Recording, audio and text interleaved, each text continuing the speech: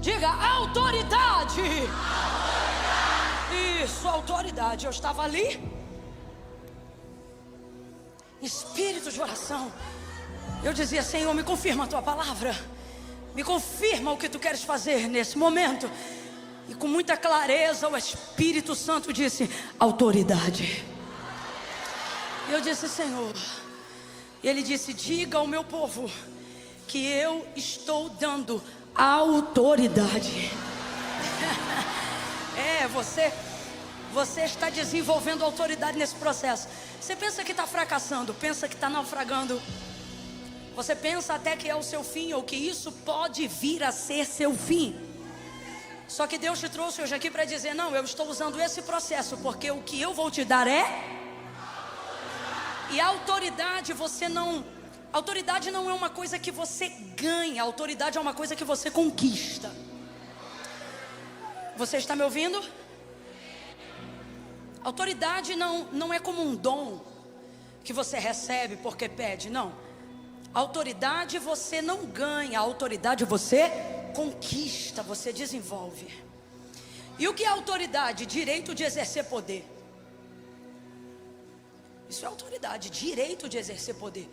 Não estou exercendo poder porque eu quero, senão isso só faria de mim uma pessoa autoritária. Isso não determinaria a minha autoridade. Não suportamos pessoas autoritárias. Por quê?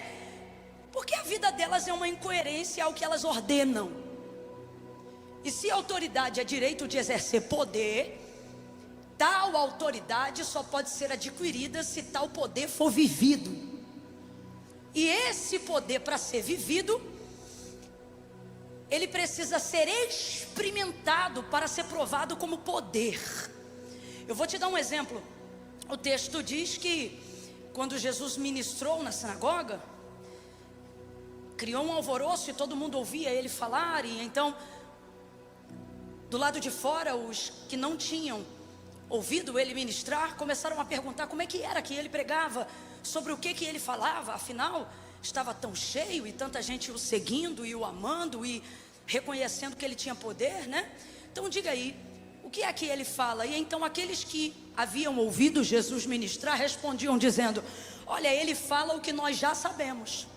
O que significa? Olha, ele não está pregando nada que a gente não conhece, ele está usando o texto sagrado, só que ele fala como quem tem autoridade. Era o que respondia. O que estão querendo dizer então sobre Jesus? Estão dizendo: olha, ele fala palavras que nós já conhecemos, só que quando ele fala a gente se sente diferente, porque a palavra na boca dele é verdade. E por que isso vai acontecer com Jesus? Porque Jesus é o verbo vivo que se fez carne. Então, quando ele dizia, por exemplo, ministrando: em verdade vos digo, isso não é um bordão de pregador, isso não é uma gíria, isso é uma realidade. O que ele estava querendo dizer era: sou a verdade que prego e sou a verdade que ordeno, porque eu e essa palavra somos a mesma pessoa. Então é muita autoridade. Jesus ele não recebeu essa autoridade de graça. Por ser o Filho de Deus, isso não eximiu ele de ter que conquistá-la. Você está me ouvindo bem? Pode continuar de pé, já vou deixar você sentar. Ele não eximiu-se. Ele não foi livre. Ele também teve que conquistá-la.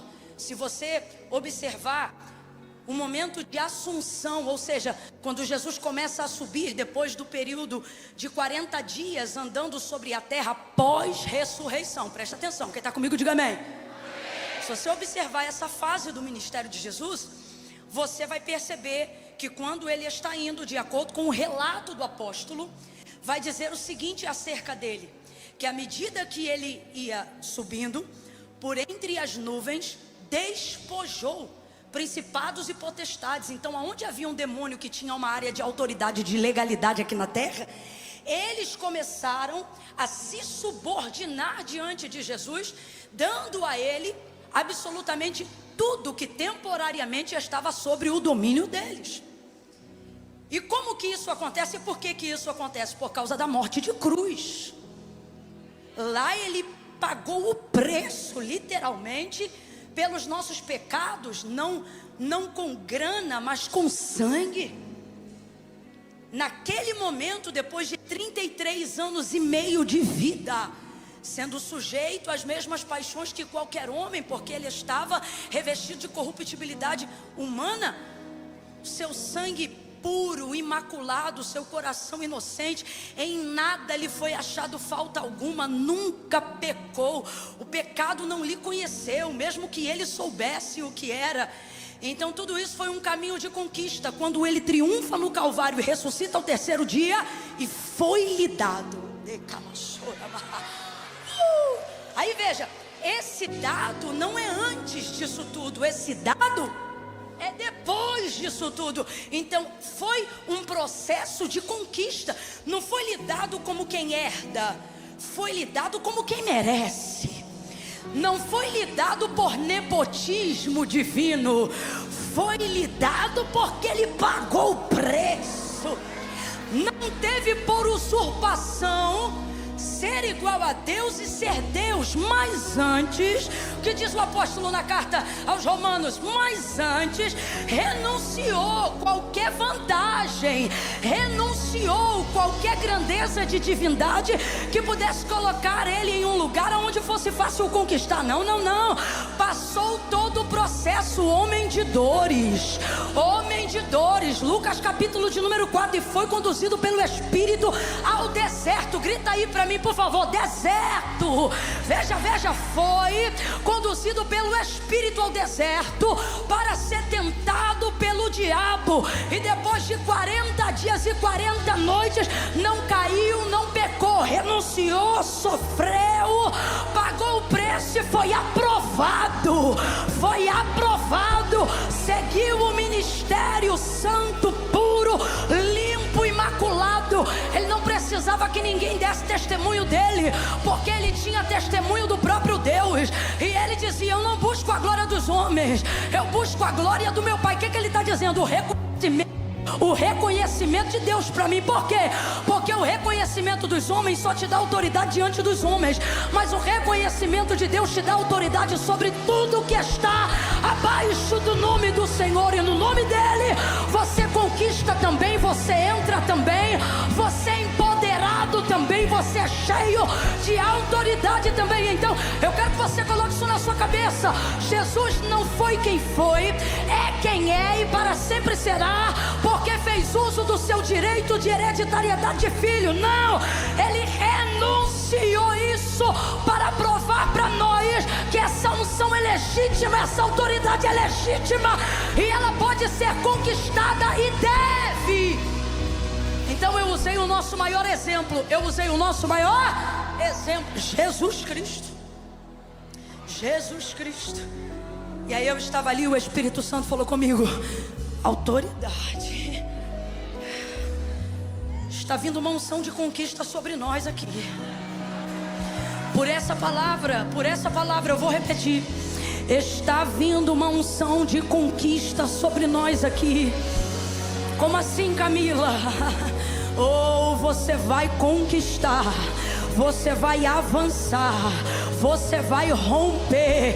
Ei, eu não organizei essas palavras em ordem para parecer bonitinha, não. Eu estou falando debaixo de uma autoridade profética que nos foi constituída por Deus para esta noite. Então eu vou repetir, não fique apático diante dessa palavra, mas demonstre que ela é para você. Estamos debaixo de uma unção de conquista. Você vai romper, você vai conquistar, você vai tomar posse de territórios físicos e espirituais, porque o Senhor vai te dar autoridade à medida que você avança. Conquiste.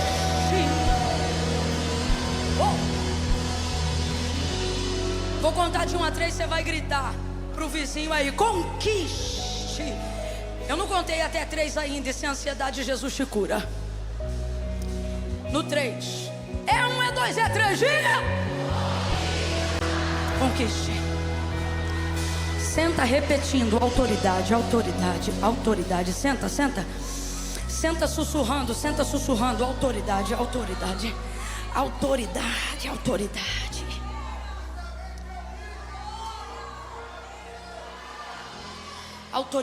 Então o que é autoridade? Autoridade é direito de exercer poder. Direito adquirido por conquista, por processo. E não como se fosse lhe dado como um presente ou como um privilégio que não requer esforço. Quantos estão entendendo que é autoridade? Quantos estão entendendo que é isso que Deus quer que você tenha? Glória a Deus, a autoridade. Eu estava ali, o Espírito Santo falou para mim: a autoridade. E em Gênesis 21 eu tenho alguém que é muito bom para nós nos espelharmos hoje aqui, para entendermos o que Deus está nos propondo. E eu quero orar sobre essa palavra ainda esta noite. Gênesis capítulo de número 21, preste atenção. O texto vai falar que chegou o tempo do cumprimento de Sara dar à luz a Isaque, o filho da promessa. Quantos já ouviram falar aqui de Sara, a esposa de Abraão? Pouca gente. Quantos têm preguiça de levantar a mão?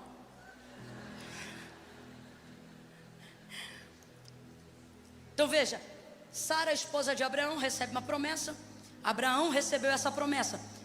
O filho da promessa se chamava Isaque. Ele é o filho da aliança. Só que Sara, estéril, 25 anos haviam se passado. E antes de todo esse tempo transcorrer, eles ainda não conheciam Deus assim como nós conhecemos. Eles ainda estavam caminhando com o Senhor. Eles não tinham a oportunidade de ter todo o currículo de Deus em suas mãos. E então Sara teve uma ideia de colocar Agar na cama de Abraão. E ela disse: olha, deita com a minha serva Agar e dela vai nascer o filho da promessa. Rapaz, isso deu uma confusão tão grande que essa confusão existe até hoje entre Palestina e Israel. E tudo isso foi por causa desse dia, dessa ideia que Sara teve, porque o tempo passava, ela não gerava, e ela teve essa ideia, achou que podia dar uma ajuda para Deus e deu tudo errado. Então Agar passa a gerar esse filho, que é Ismael. Qual é o nome do filho de Agar? Qual era o nome do filho da promessa? Isaque. Então Isaque era o filho de Sara, Ismael o filho de Agar, a serva, a egípcia. Desde que isso aconteceu, criou um ambiente familiar desastroso dentro da casa de Sara e de Abraão. E aí a gente vai perceber que os anos se passavam e esse ambiente não mudava. Em Gênesis 21 você vai ver que Sara agora já é uma mulher realizada. Ela está andando pela casa no dia da festa, que ela fez uma festa, um banquete pelo desmame de Isaque, o filho dela. Só que a alegria dela não é completa, porque ela vê o filho da serva, que ela chama de escrava, porque ela está com tanta raiva, o filho da serva zombando do menino dela. E a verdade é que o problema não é esse. O problema é que Agar não desce na goela de Sara desde o dia em que ela passou a gerar. E ela vem trazendo aquele problema já há muitos anos dentro de casa. E aí quando chega nesse dia, a realização dela não é completa, porque a serva está lá junto com o menino, que é o filho que ela falou para a menina lá deitar com o marido dela. Resumo da história: aquele dia vai ter uma confusão e Sara vai dizer: olha, deita fora esta escrava e o filho desta escrava, porque o filho dela não vai herdar com o meu filho Isaque. Aí o coração de Abraão fica pesado. E ele pensa: como é que eu vou botar agora fora esse menino? Eu imagino o coração dele pesado dessa maneira, porque por mais que Isaque fosse o filho da promessa, veio de Ismael o primeiro sentimento de paternidade. A primeira pessoa que disse para Abraão pai não foi Isaque, foi Ismael. Então como é que se rompe isso dessa maneira? O coração dele fica muito pesado. E aí a voz de Deus se manifesta a Abraão. E aí o Senhor vai dizer para Abraão: Abraão, não temas fazer o que Sara, tua mulher, te diz, mas em tudo que ela falou, faz. Ou seja, coloca Agar e o menino para fora. E aí o Abraão vai pegar e vai colocar Agar e o filho dele para fora. Vai dar apenas um odre de água e um pouco de pão. E essa mulher vai sair de madrugada naquela mesma noite. Só que ela não foi fugida. A primeira vez que ela fugiu, Deus mandou ela voltar. Só que dessa vez ela está saindo pela porta da frente. Está muito humilhada, mas está saindo pela porta da frente. Dessa vez ela não está fugindo, ela está sendo despedida. Então assim, o cenário parece desastroso, mas na verdade, na condição dela, que era uma serva, como você vê, Sara, na hora que está com raiva, chama ela de escrava. Então na condição dela, a única maneira de se tornar livre não era fugindo, era se de fato ela fosse o quê? Despedida, mandada embora, alforriada. E foi o que ela conseguiu, e conseguiu isso com o seu filho, apesar desse filho ser filho de Abraão, mesmo não sendo reconhecido pela esposa dele, a Sara. Sai essa mulher numa condição, irmãos, precária, numa condição difícil. Todas as vezes que eu passo os olhos rapidamente por cima desse texto, eu lembro dos dias de hoje e eu penso, rapaz, se isso fosse para a vara de família, Abraão rico do jeito que ele era, ele estava no sanhaço. Porque como é que ele despede na condição que ele tinha uma mulher, sem uma carroça, sem um cavalo, sem um servo, sem um nada, dá para ela só um pouco de água, um pedaço de pão e manda ele embora. E vai-se embora. Então essa mulher sai no meio da noite, sozinha, no meio de um breu e começa a caminhar sem direção. Na verdade, Agar está vivendo o maior momento de libertação da sua vida, porque aparentemente quando ela sabia para onde ia e podia ir para qualquer lugar, a verdade é que no final ela nunca estava indo para lugar nenhum. Ela estava sempre sendo obrigada a acompanhar alguém, porque ela era uma escrava e estava presa à família de Abraão. Agora hoje, nesse dia que ela vai embora, ela está no pior cenário por um lado, mas no melhor cenário por outro. Você tem que entender que existem coisas das quais Deus permite que sejam usadas contra nós, e aparentemente por um momento parece que aquele é o pior cenário da nossa vida, mas é a única maneira de Deus promover a liberdade que de outra forma jamais seria conquistada. Se isso não acontecesse com Agar, ela ia ser rica, mas ainda ia ser escrava. Ela ia ter empregada, mas ainda ia ser escrava. Ela ia estar morando numa tenda maravilhosa, mas ainda ia ser escrava. Então não era o que ela tinha, era quem ela era. E ela nunca podia ser, mesmo que tivesse tudo que a casa de Abraão pudesse dar para ela. E por que não podia? Porque nada do que ela tivesse mudaria uma condição. Qual? Para sempre ela seria escrava. Só que neste dia ela sai sem nada, mas sai com tudo. Eu não sei para quem, mas talvez você esteja num cenário hoje aonde você diz: Camila, autoridade para quem? Eu não tenho nada. E Deus está dizendo: você não tem autoridade sobre o que você tem, se primeiro não tiver autoridade sobre quem você é. Você primeiro precisa ser livre. A autoridade emprestada não é autoridade, é concessão. Livre, sai ela com esse menino, vai andando errante pelo caminho. Por quê? Porque aparentemente ela não tem direção, ela não sabe para onde vai. E às vezes quando não sabemos para onde nós estamos indo, de tão desprovido de recursos e até mesmo, por que não dizer, de emoções saudáveis, às vezes é um momento que nós estamos mais leves para sermos conduzidos pela mão de Deus. Você sabia disso? Porque você não está pondo nada à prova. A direção que Deus te der, você vai aceitar. Você não sabe para onde vai? O que Deus mandar você fazer, você faz. Por quê? Tu não tem mais nada a perder. E aí você fica leve, fica um instrumento leve e de fácil manuseio na mão de Deus. Para onde o vento de Deus te soprar, você vai. Então H pensa que está perdida. Completa para mim, por favor. H pensa que está completamente, mas não está. Ela está sendo guiada. Porque o Senhor vai dar para Abraão, não deu para ela, mas deu para Abraão uma garantia dizendo: pode mandar ela embora, porque em razão do menino ser tua semente, eu vou cuidar desta serva. E do filho dela. Agora eu te pergunto, ele falou isso com ela? Não, mas falou com Abraão. Então veja, ela está sendo guiada por Deus e não sabe. Ela me faz lembrar agora a Arca de Noé, que não tinha. Como é que é o nome daquele negócio que o marinheiro usa para virar o timão? A Arca de Noé não tinha timão. É interessante porque se você olhar direitinho, como diz missionária Sheila Xavier, a Arca de Noé, ela não navegava, não pela mão de Noé, ela tão somente flutuava. Aí eu te pergunto, Noé sabia para onde estava indo, gente? Fala aí com inteligência, Noé sabia para onde estava indo? Dentro de uma arca de madeira que não tem timão, ele sabia para onde ele estava indo? Não, mas diga para mim, ele repousou direitinho no Monte Ararat, como se fosse estacionado por um carro com baliza e cone. Então diga para mim, mais uma vez eu vou perguntar, ele sabia para onde ele estava indo? mas ela estava sendo guiada pelo vento de Deus, pelas águas de Deus, pela corrente de Deus o tempo todo. Você se olha agora e você pensa: Camila, minha vida parece sem rumo, minha vida parece sem direção. Só parece, porque nessa noite você está no lugar certo, na hora certa, ouvindo a palavra certa. Então nisto eu vejo que Deus está te guiando. Deus está te guiando. E este caminho que parece perdido, este deserto que parece sem rumo, estas vias por quais você tem passado, vias emocionais que você não tem controle, vias financeiras que você não tem controle, vias familiares que você não tem controle, Deus está dizendo: e não tem mesmo, porque desta vez o mapa não está na tua mão, mas você está na minha. Não, eu vou falar de novo.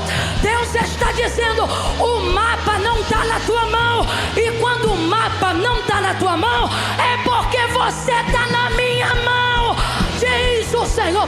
Você vai chegar, você vai passar. Vai passar pelo escuro, vai passar pelo medo, vai passar por angústias, tristezas, dores, dissabores. Olha para quem está do teu lado e diz: está passando. Não, olhe para ele, deixa eu explicar melhor. Diga assim: você está passando. Fala, diga: você está passando. Ela vai passando. Pelo que ela vai passando? Irmão, tem coisa que ela vê, tem coisa que ela não vê. Porque a mulher foi despedida de noite, no meio da madrugada, ela foi indo e foi passando. E você acha que ela sabe por tudo que ela está passando? Eu tenho certeza que passou bicho do lado dela que ela não viu, passou bicho que ela viu, passou momentos que não passou ninguém. Ixi, tanta coisa deve ter acontecido nesse caminho de peregrinação, aonde só Deus sabe onde ela vai parar. Resultado: o dia amanhece, ela já caminhou muito, está parada agora em um lugar. Ela não sabe que lugar é esse, ela só percebe que é nítido, ela está num deserto. Onde H parou? Bora, onde H parou? Parada nesse deserto agora. O menino começa a chorar, a água do odre acabou. E ela pensa: vou morrer. E o menino não para. Ela olha para o menino e pensa: o menino vai morrer também. Para que eu não veja o menino morrer, escute, para que eu não veja o menino morrer, eu vou colocar ele debaixo de um arbusto e vou me distanciar dele, Aí ela pega o menino, coloca ele debaixo de um arbusto, e o menino chorava. O texto diz que o menino... E ela não queria ouvir a voz do menino chorando. Rapaz, se mãe ouve o menino chorar, até quando o menino não chora. Às vezes a mãe está num estado, o menino está no outro. Ela: menino, parece que eu ouvi fulano me chamando, parece que eu ouvi o choro do menino. Então ela teve que manter uma distância considerável, uma distância longa. Diga assim comigo: uma distância longa. Para você não perder, diga: uma distância longa. E aí a palavra de Deus vai utilizar um termo na escrita para aferir distâncias longas. E aí o que H vai colocar, ou o que vai ser colocado no texto sobre o quanto H se distanciou de Ismael, porque ela pensava: eu vou morrer, mas o menino que é menino vai morrer primeiro. Então, para que eu não veja o menino morrer, vou me distanciar dele. Aí o texto diz assim, ó: e distanciou-se dele cerca de um tiro de arco. De um tiro de arco. Arco de quê, gente? De flecha. Então é um arco sendo entesado. Puxa, e o mais apertado que você consegue puxar, solta. Basicamente é essa a distância que H toma do menino. Para que eu não veja o menino morrer, coloca ele embaixo e se distancia cerca de um tiro de arco de flecha. Gênesis 21. E aí a gente vê que essa medida para aferir distâncias, ela é rara na Bíblia. Poucas vezes você vai ouvir isso. Você vai ouvir por pelo menos 3 vezes tiro de pedra. E distanciou-se cerca de um tiro de pedra. Vai ver, por exemplo, Jesus fazendo isso para orar com os discípulos. E distanciava-se dele cerca de um tiro de pedra. Um tiro de pedra é uma distância mais curta. Então, o tiro de pedra é a medida utilizada para aferir uma distância, que ainda é distância, mas é uma distância mais... É raro alguém distanciar-se tanto de alguém cerca de um tiro de arco, de flecha. Foi a medida da distância que H tomou desse menino. Porque ela pensa: o menino vai morrer. Então, para que eu não veja o menino morrer, para que depois eu também não morra, distanciou-se dele. Eu quero que você guarde isso. Distanciou-se dele quanto? Qual é a medida? Quanto? Pronto. Agar está nesse momento do deserto pensando, estou desesperada, vou morrer. Só que ela está passando por esse deserto.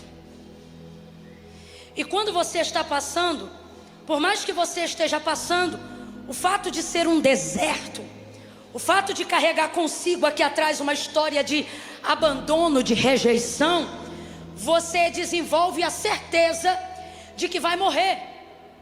Só que Agar não morre nem o menino. Aí o versículo 20 do capítulo 21 vai encerrar esse momento que eu estou pregando para vocês, dizendo assim: olha, Deus estava com o rapaz que cresceu e habitando no deserto. Ele se tornou o que, gente?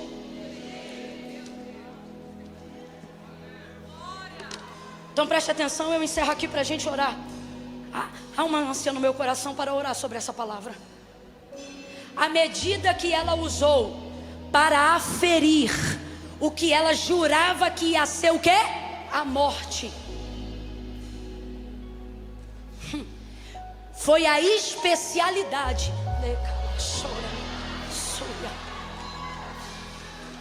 Eu quero que você diga isso comigo agora. Diga especialidade.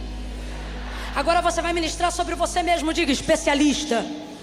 Profetize essa palavra. Diga: eu não vou morrer. Diga: eu não vou morrer. Eu vou me tornar especialista na área que foi medida para me matar. Diga de novo: eu não vou morrer. Eu estou te dando uma chance de saltar uma cova hoje, pelo poder da palavra. Então quando eu te pedir para repetir, não fique pensando, repita. Abra a boca e diga: eu não vou morrer. Diga: eu não vou morrer. Eu vou me tornar especialista daquilo que queria me matar. Quando a depressão não te mata, Deus usa você para matar a depressão na vida das pessoas.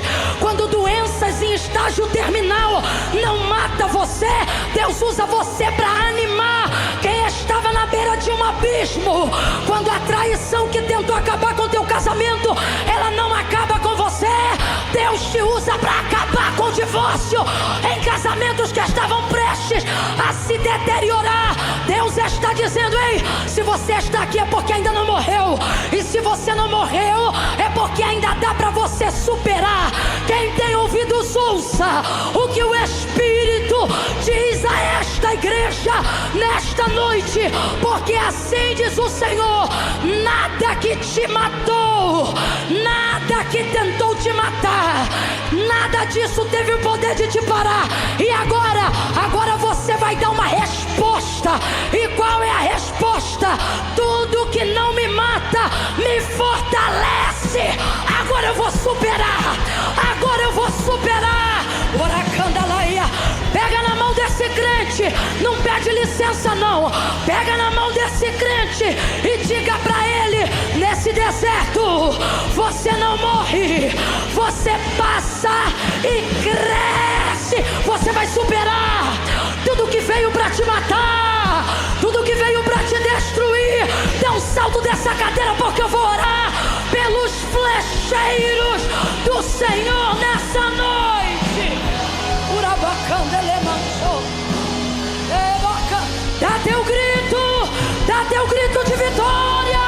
Oh glória, eu estou vivo. Veja, me ouça com atenção para que possamos orar.